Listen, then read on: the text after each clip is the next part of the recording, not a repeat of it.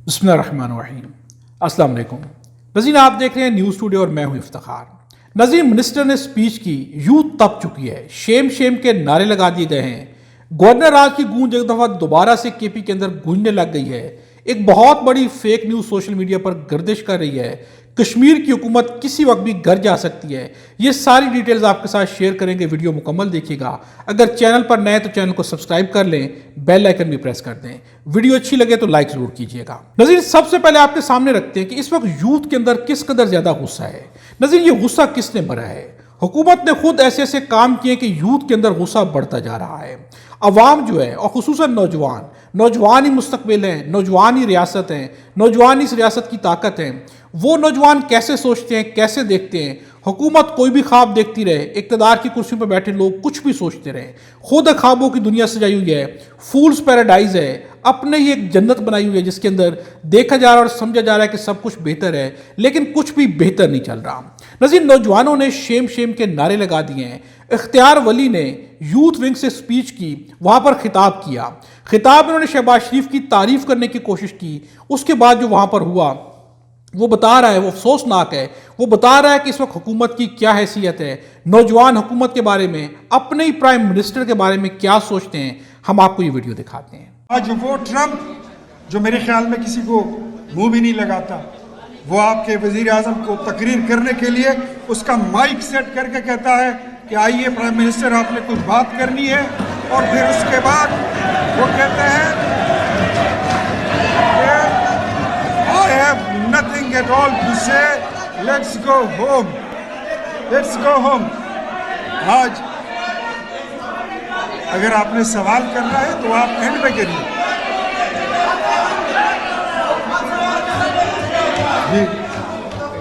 आज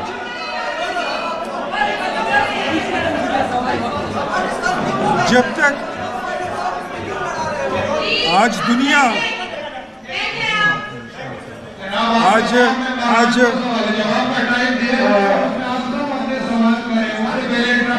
नज़ीर, आपने ये वीडियो देखी, शहबाज शरीफ की तारीफ की जा रही है कि डोनाल्ड ट्रंप किसी को मुंह नहीं लगाते। इख्तियार वली का बयान था कि वो ट्रंप जो किसी को मुंह नहीं लगाता, वो शहबाज शरीफ से कह रहा है कि आइए आप स्पीच करें। यहां पर शहबाज शरीफ की, प्राइम मिनिस्टर की तारीफ करने की कोशिश की गई है, लेकिन जो सामने बैठी यूथ है उन्हें ये तारीफ नहीं लग रही, बल्कि अपने लिए बेइज्जती महसूस हो रही है। उन्होंने वहां पर शेम शेम के नारे लगा दिए हैं। उनसे इंतजामिया ने कहा है कि आप जो यहाँ से चले जाएं, शोर ना मचाएं। इख्तियार वली भी कहते रहे, लेकिन वो लोग नवाज से बाहर निकले और शोर भी मुसलसल डालते रहे, शेम शेम के नारे लगते रहे। नज़ीर, बहुत ही अफसोसनाक है। यहाँ से हुकूमत को भी देखना चाहिए। यकीनन अगर आप आज वीडियो में इख्तियार वली के चेहरे के तासुरात को देखते तो वो वाज़े तौर पर बता रहे हैं कि जो उन्होंने बयान दिया उन्हें खुद शर्मिंदगी महसूस होने लग गई। यूथ इस वक्त जो है तप चुकी है। नौजवान किसी सूरत में भी अपने मुल्क की, रियासत के प्राइम मिनिस्टर की इस तरह से बेइज्जती को कभी भी अपने लिए इज्जत नहीं समझ सकते, और ये बहुत बड़ा लम्हा फिक्रिया है। लेकिन आपके सामने रखते हैं कि शहबाज शरीफ ने जो भी वहां पर डोनाल्ड ट्रंप की तारीफ की है, तारीख में हमेशा याद रखी जाएगी, और ये पाकिस्तान के लिए किसी भी लिहाज से बाइस फख्र नहीं है। नज़ीर, जॉर्ज गैल्वे ने एक बयान दिया है। सुबह मैंने ये ट्वीट देखी, लेकिन इसको मैंने इग्नोर किया कि आपके साथ शेयर ना की जाए, लेकिन अब जो है मजबूरन ये जो वीडियो क्लिप अभी मैंने देखा, इसके बाद मजबूरन मैं आपके साथ ये शेयर कर रहा हूं। जॉर्ज गैल्वे ने एक बयान दिया है, पाकिस्तान एक शानदार मुल्क है और यहाँ के लोग भी निहायत ज़बरदस्त हैं। पाकिस्तान की और लोगों की तारीफ की जा रही है, लेकिन ये देखना कितना अफसोसनाक था कि पाकिस्तान का वजीर आज़म अमलन एक जूते पॉलिश करने वाले के दर्जे तक जा पहुंचा। नज़ीर, इन जुमलों पे आप गौर करें, इन जुमलों पे गौर करें। इसी वजह से मैंने आपके साथ सुबह ये शेयर नहीं की, लेकिन अब इस क्लिप के बाद मजबूरन शेयर कर रहा हूं कि दुनिया से तारीफ नहीं मान रही, दुनिया से पाकिस्तान के लिए बेइज्जती समझ रही है। यहां पर जॉर्ज गैल्वे का कहना है कि पाकिस्तान का वज़ीर आज़म अमलन जूते पॉलिश करने वाले के दर्जे तक जा पहुंचा। मेरा मतलब है कि अगर वो कपड़ा लेकर डोनाल्ड ट्रंप के जूते पॉलिश करने लगता तो किसी को कोई हैरत ना होती। ये तो बस इस रवैये का मनफी अगला कदम होता जो उसने पूरी दुनिया के सामने बराह रास्त टेलीविजन पर किया। नज़ीर, ये बहुत अफसोसनाक बयान है। बहुत ही माजरत के साथ मैंने ये बयान शेयर किया है, लेकिन जिस तरह से इख्तियार वली ने यही तारीफ दोहराई और वहां पे शेम शेम के नारे लगे हैं, ये हकीकत है। फूल्स पैराडाइज से बाहर निकल के इक़्तिदार की कुर्सी पर बैठे लोगों को हकीकत को देखना चाहिए। हकीकत अफसोसनाक है, यूथ के लिए बायस शर्मिंदगी है, कौम के लिए बायस शर्मिंदगी है। ऐसा अमल नहीं करना चाहिए। नज़ीर, आपके सामने रखने एक फेक न्यूज़ है। یہ فیک نیوز جو ہے بہت زیادہ گردش کاری ہے، اور یہ فیک نیوز ہے پاکستان اور افغانستان کی جنگ کے بارے میں۔ پاکستان اور افغانستان کی جنگ ہوئی، اس کے بعد جو ہے فیک نیوز چلی، یہ فیک نیوز کل رات بہت زیادہ گردش کرتی رہی۔ اسلام آباد میں ایسی نیوز چل پڑی کہ جیسے میریٹ ہوٹل کے اوپر حملہ ہو گیا ہے، اور وہاں پر جو ہے کچھ فوجی قیادت کے لوگ بھی بیٹھے ہیں، ان کے اوپر بھی حملہ کر دیا گیا ہے۔ اس طرح کی نیوز چلی، اور یہ انتہائی فیک نیوز ہے۔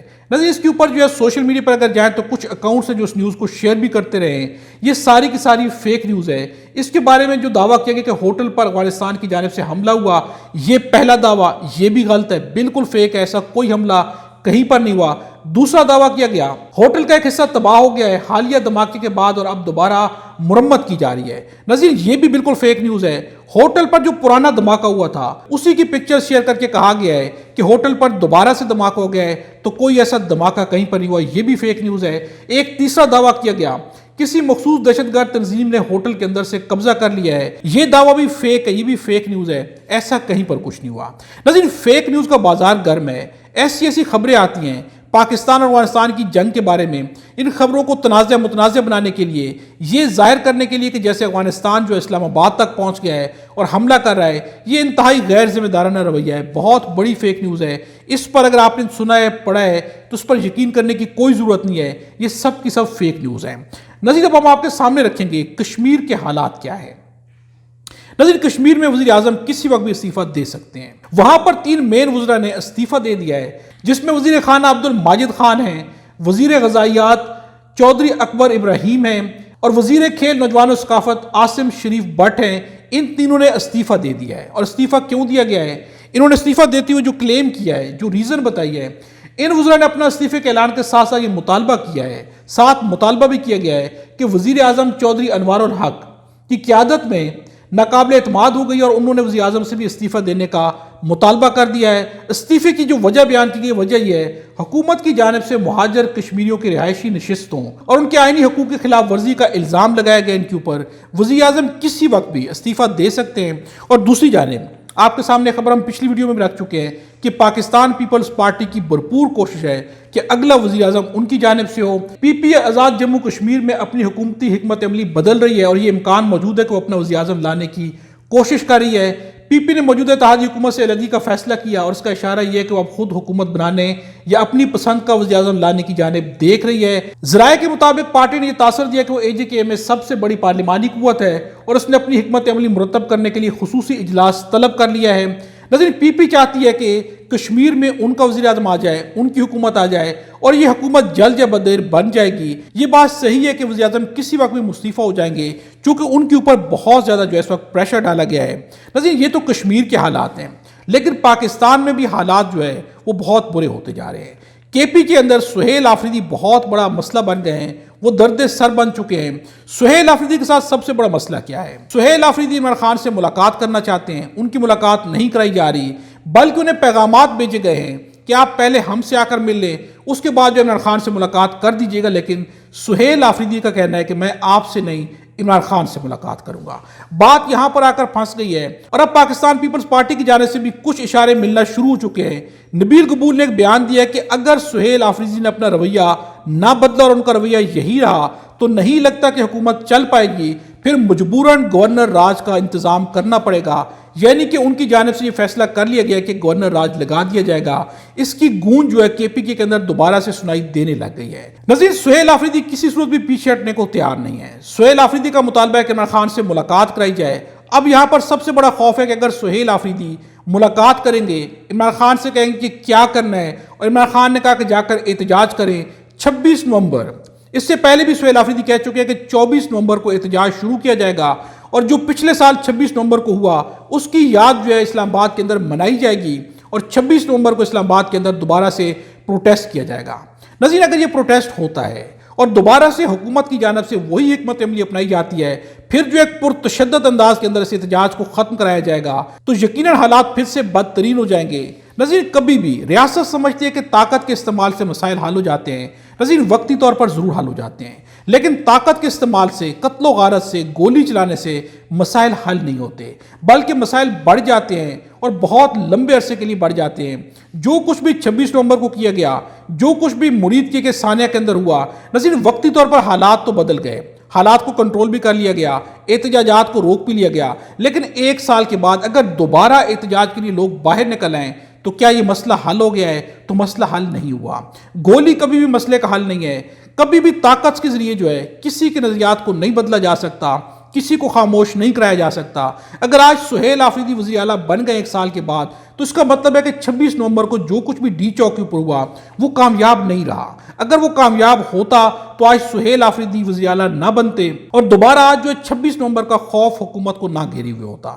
ناظرین، یہاں پر اقتدار کی کرسی میں بیٹھے لوگوں کو سوچنا چاہیے کہ طاقت کا استعمال جو ہے ان کے اپنے لیے مسائل کو بڑھا رہا ہے، تاریخ کے اوپر بھی ان کے لیے ایک دبے کے طور پر ہمیشہ رہے گا، اور یہ وہ چیز ہے کہ جس سے نفرت بڑھتی ہے اور یہ نفرت پھر آگے چلتی ہے، اس سے مسائل حل نہیں ہوتے۔ ناظرین، اگر سہیل آفریدی کی ملاقات ہو جاتی ہے اور انہیں جو احتجاج کی کال دے دی جاتی ہے تو پھر بہت بڑا تصادم ہے جس کا خطرہ موجود ہے، اور اگر ایسا تصادم ہوتا ہے تو پھر یہی سوچا جا رہا ہے کہ ایسی صورت کے اندر یا سہیل آفریدی اگر آپریشن کے اوپر اعتراض کرتے اور زبردستی اسے رکوانے کی کوشش کی جاتی ہے تو تب بھی تصادم ہوگا اور اس کے نتیجے میں وہاں پر گورنر راج لگ سکتا ہے۔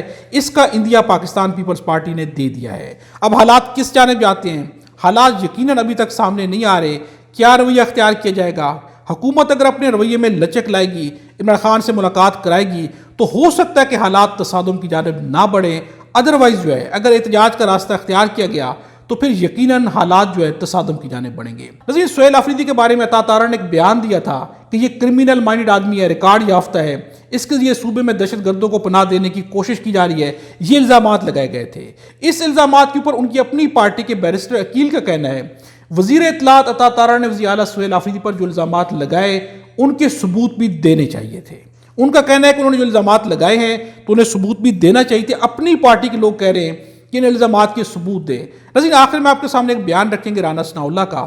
اس بیان کے بارے کمنٹس میں آپ نے اپنی رائے کا اظہار ضرور کرنا ہے، کم از کم ایک لفظ ایک جملہ ضرور لکھیے گا۔